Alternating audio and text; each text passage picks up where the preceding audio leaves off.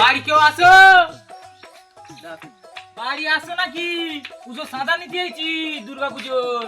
ওই বাড়ি আসো। কি হয়েছে বলো?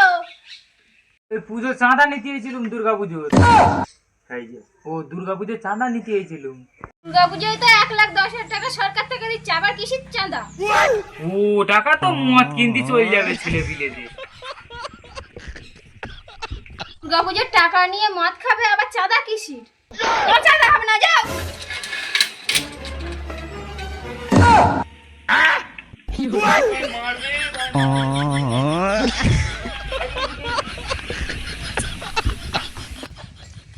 তোর মদ খাওয়ার কথা কেটা বলতে বলেছিল কানা?